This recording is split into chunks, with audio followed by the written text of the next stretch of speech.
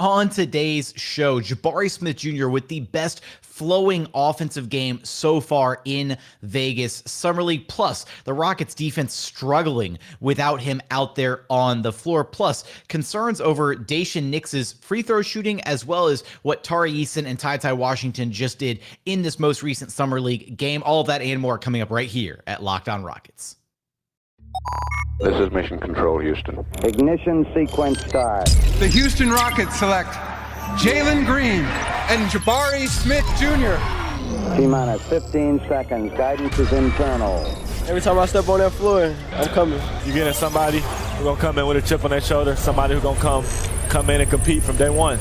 6, 5, 4, 3, 2, 1.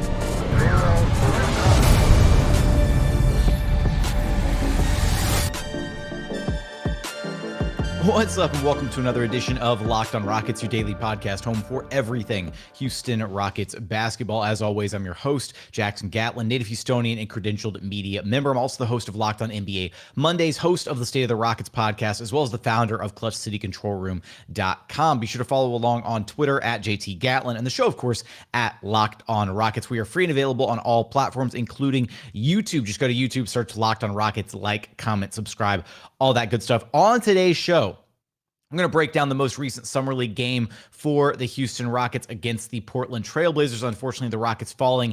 Final score 85-77. This was a game the Rockets came out of the gate strong in this game. We're going to talk about Jabari Smith Jr.'s impressive offensive performance, probably the best flowing offensive game for Jabari Smith so far in Summer League, his impact on the defensive side of this game, how the Rockets kind of cratered without him on the floor defensively, what Tari Eason and TyTy Washington looked like in this game, Daishen Nix and his struggles shooting from the free throw line. Also, the wacky commentating in this game. We're going to talk about all of it. Gotta say, appreciate you making LOR your first listen each and every day. We do sincerely appreciate you for that.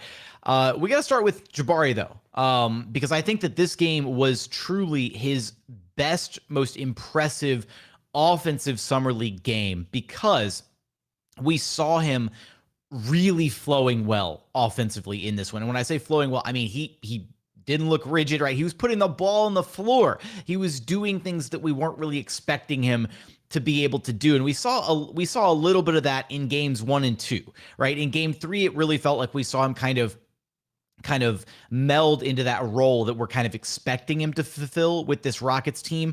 You know, a little bit less, I don't want to say less involved offensively, but not doing as many of the things as we saw him do in this game offensively. But his stat line, the way that he finished the night, 19 points, 10 boards, 2 assists, 1 block, 7 of 13 shooting. Shout out 713.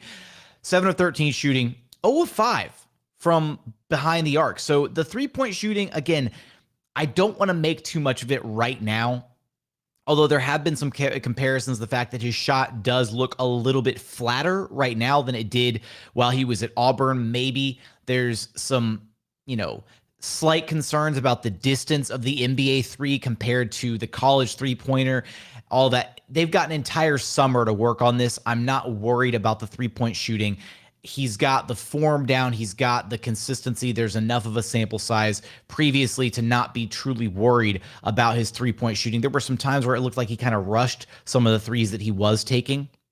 So I'm not too pressed about it right now. But what I am impressed by was his ability to put the ball on the floor in this game and A, get to the free throw line, B, create for his teammates, and C, create for himself. And we saw him do all 3 of those things in this game. And I've got the examples lined up that I really wanted to focus on from this game. And first, early in the game, he had a drive. He was on the right wing, drove the ball in, right? A couple of strong dribbles to the rim, and then kicks it out to the left wing to Trey Mitchell, who then swung it to the corner, and Daishen Nix got a wide open 3-pointer. So, or I apologize, TyTy Washington got a wide open 3-pointer. It wasn't Daishen Nix.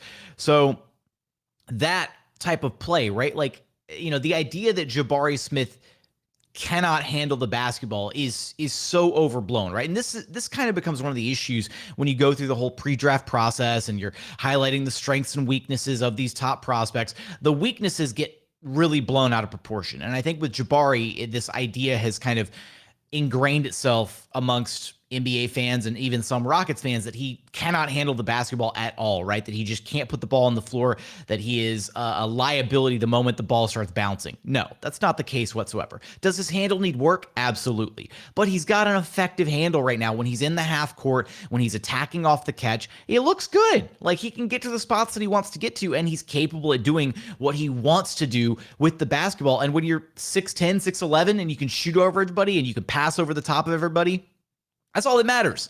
So he had that play where he created the corner three-point look by driving in strong from the right wing. Loved that. He had the touchdown pass to Daishen Nix, right? He ripped the rebound, got the defensive board out of the air, took a couple dribbles, and I've already highlighted this before in an earlier episode, but he does an amazing job of looking up and surveying the floor for that outlet pass opportunity, right? I don't know which coach really hammered that into him. I don't know where he picked that up, but so many big men have a tendency to get the rebound and they're just looking for a guard to give it to immediately, right? They're like, get the ball out of my hands. I don't want this, right? Jabari gets the rebound and then immediately looks down the floor to see who's out there. And he took a couple dribbles and then whipped a one-handed pass out to Daishen Nix for a touchdown layup. Like that was, I didn't think that was in his bag. And yet here he is throwing out one-handed outlet passes down the length of the court to get easy opportunities for his team. Great opportunity there that he capitalized on. And then the two that really stood out, and these were the ones that were so impressive. He had one where he had the handle and the drive and finish, right? He got a block on one end. So he picked up the block on the defensive end, got down to the other end, got the ball at the top of the key, did, a little handle, little dribble hesitation move, and then drove the ball in, got in strong into the defender with his left shoulder and was able to power up and through the contact and kiss the ball off the backboard, for two. That was a really impressive move, right? Handling the contact, creating his own shot, right? Going off the catch. And this wasn't even really it wasn't like he's on the 3-point line and he's attacking off the catch. It was, he got the ball, he was in triple threat, opted to go to a couple moves, and then was able to beat his defender off the dribble that way, right? Like attacking off the catch is one thing. Attacking out of isolation like that at the top of the key and being able to create something for himself, that was entirely impressive. And then the final one this was like the chef's kiss on the game.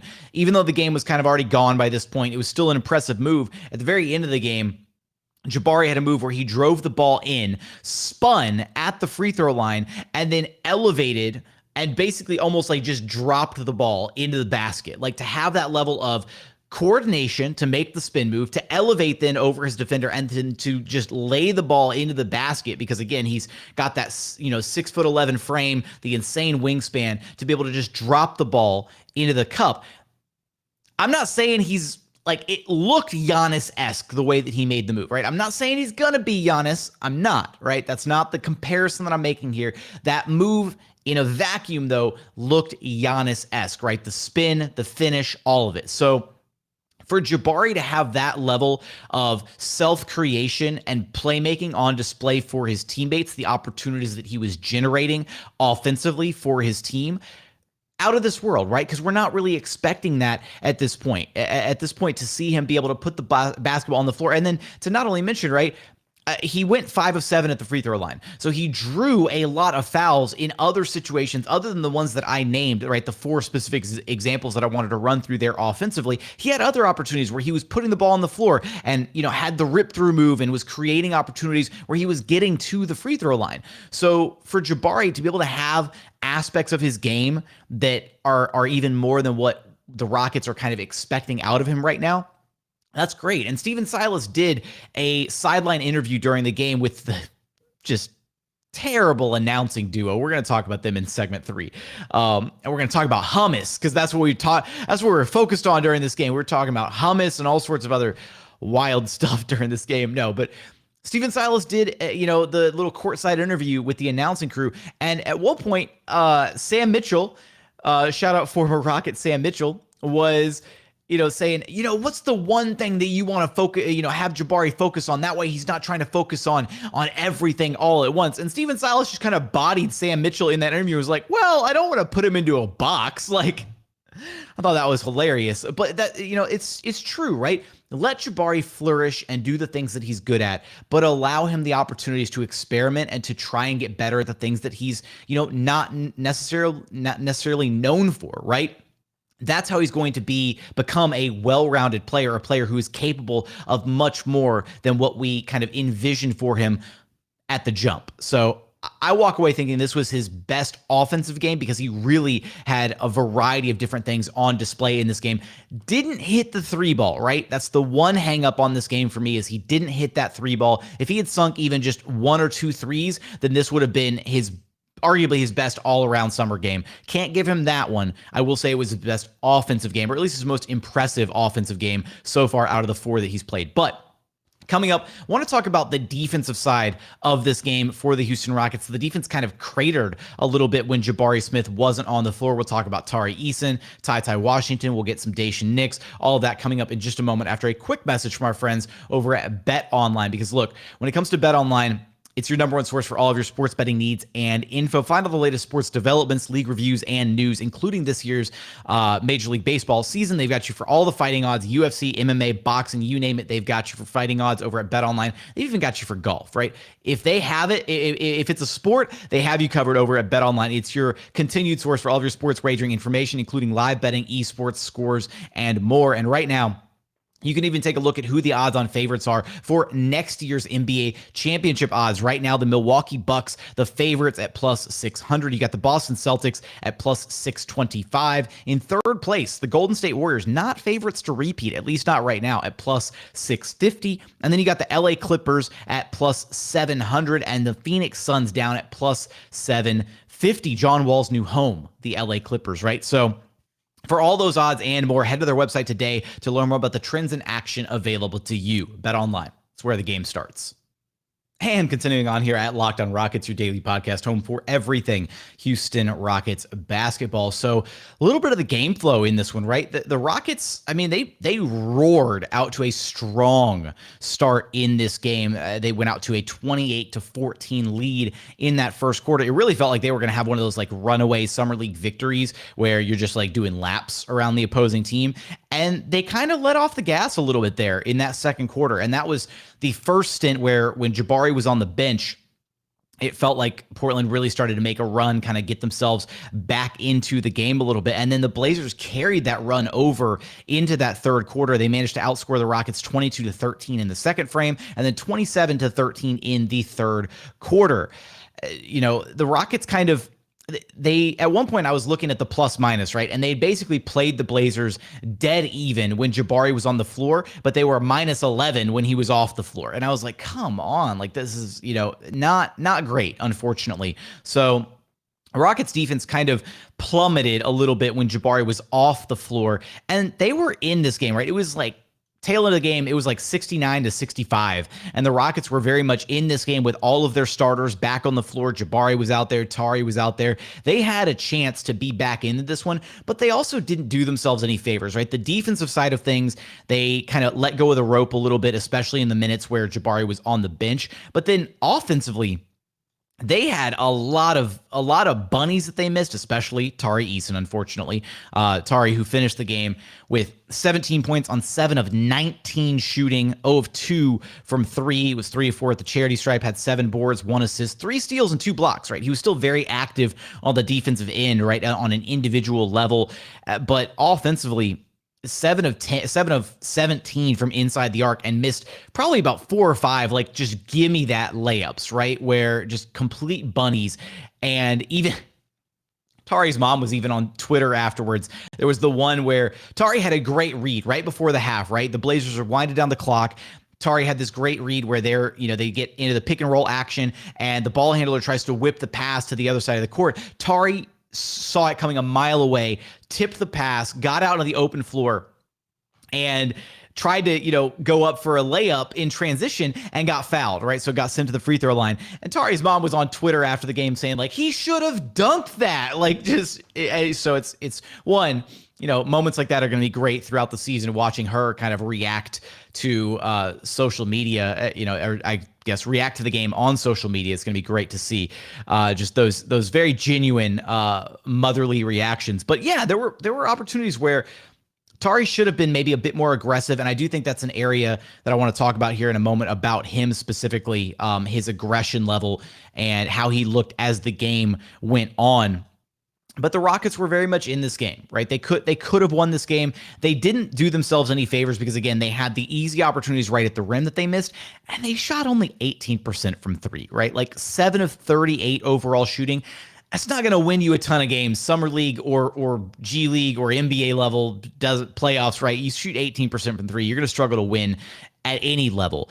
And for this Rockets team, right, even though defensively I think they had some lapses in this game, especially without Jabari on the floor, had they shot even a semi-respectable percentage from three, we're talking about a Rockets win instead of them being 2-2 in Summer League and losing to the Summer League Blazers, who don't even have Shaedon Sharpe out there playing for them. So kind of disappointing in that respect. But I do want to talk about Tari Eason, who continues to be, very energetic on the floor, very aggressive on the floor. But one thing, right, that stood out is he does look like he's wearing down rather quickly on the floor, right? And I think that's a part of just the speed of the game, the pace of play, all of that. He is very much a high motor, high energy, all gas, no brakes at all times guy on the floor. And I think you're seeing that kind of wear on him, right? Especially as the game goes on, he doesn't have the same oomph in his game, right? The same, I'm going to go up and I'm going to yam it and dunk and throw my elbow into the rim type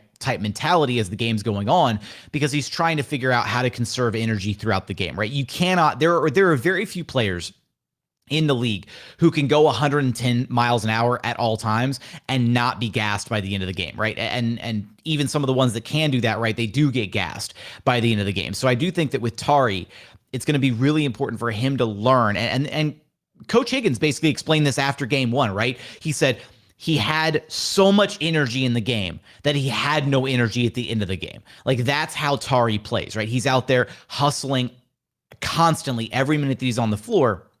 And that level of go, go, go at all times can be incredibly draining for you from a physical standpoint, to where you just don't have the gas to keep going, especially at the end of the game when those possessions start to really, really matter.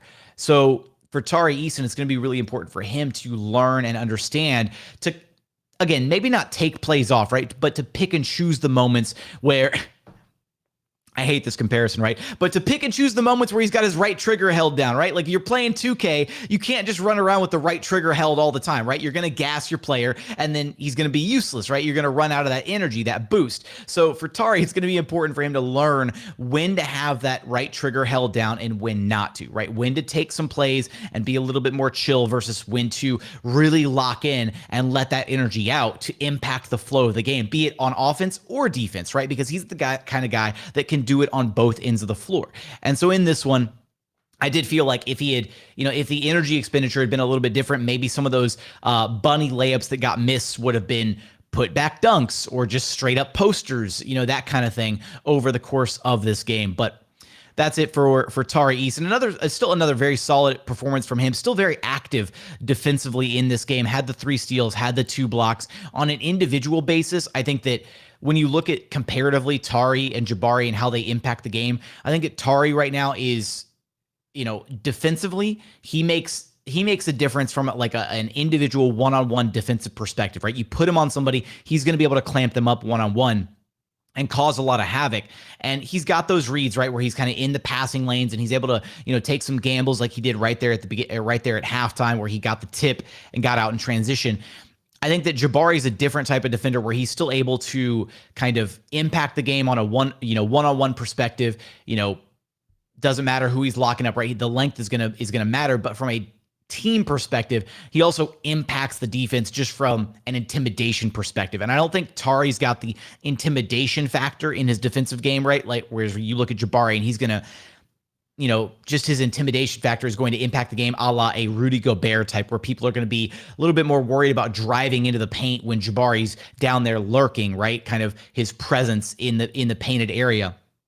But that's not necessarily a knock on Tari. It's just kind of highlighting the differences in how they impact the game defensively, at least to this point so far, what it looks like through 4 Summer League games. But coming up, I do want to talk about TyTy Washington. I want to talk about Daishen Nix a little bit, the guard play in this Rockets game, as well as the just ridiculous announcing, all of that coming up in just one moment.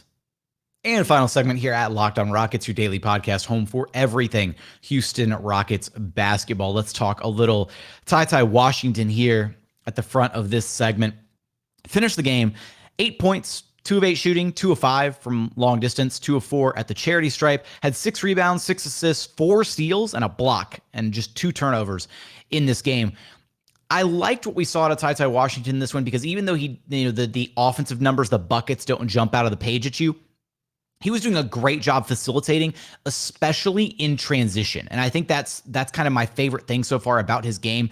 He probably has the best transition court vision on the team, right? And I think he's even maybe got Daishen Nix beat in that regard. Daishen Nix, I feel like, operates better in the half court as a point guard, whereas TyTy, when he gets the ball, and especially if he gets the rebound and he starts pushing it in transition, he has done a great job at finding guys in transition for those easy opportunities. He's found Jabari, he's found Tari, he's found Trey Mitchell. Like, him getting out in transition, he knows how to push the basketball. And to their credit, his wings, right? The guys that I just listed off, right? Jabari, Trey, Tari, they do a great job of filling those lanes in transition and creating those windows, right?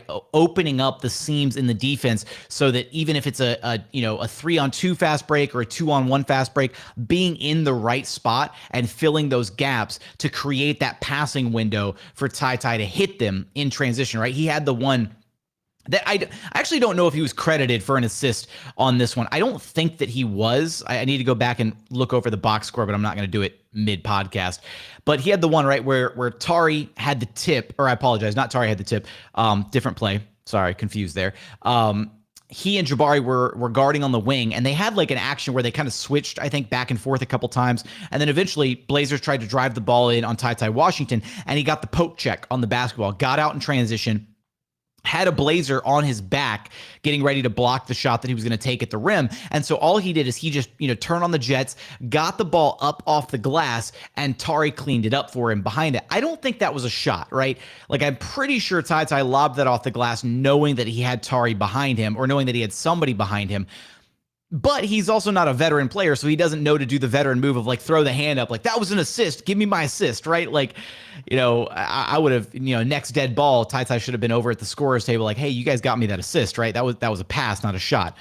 So with TyTy, I loved his impact in this game. Again, in transition, facilitating the basketball. He had a couple times in the half court. He had the one where he kicked it off to the wing, and Daishen Nix just drained a 3-pointer immediately. And then the fact that he was rebounding the basketball and then causing enough havoc on defense, right? Creating those turnovers, forcing, those transition opportunities where you get a steal and you can get out in transition to get those easy buckets. You love to see that from TyTy Washington. I feel like, offensively, would have liked to maybe see a little bit more out of him. Maybe see him make some of those 2-point attempts that he had in this game. He had a floater that he missed, which I think is the first floater that I've seen him miss like all summer league.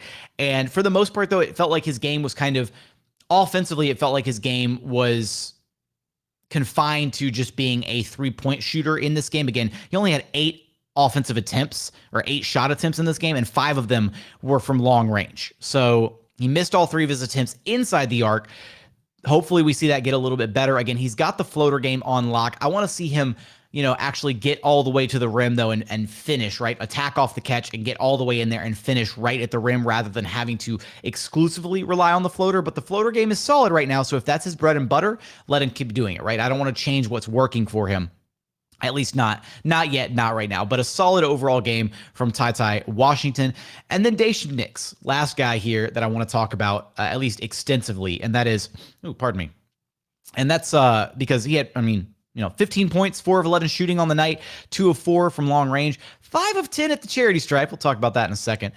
3 rebounds, 3 assists, 2 steals, 3 blocks. Daishen Nix filling up the stat line, right? Only one turnover in this game. Without Josh Christopher out there, right?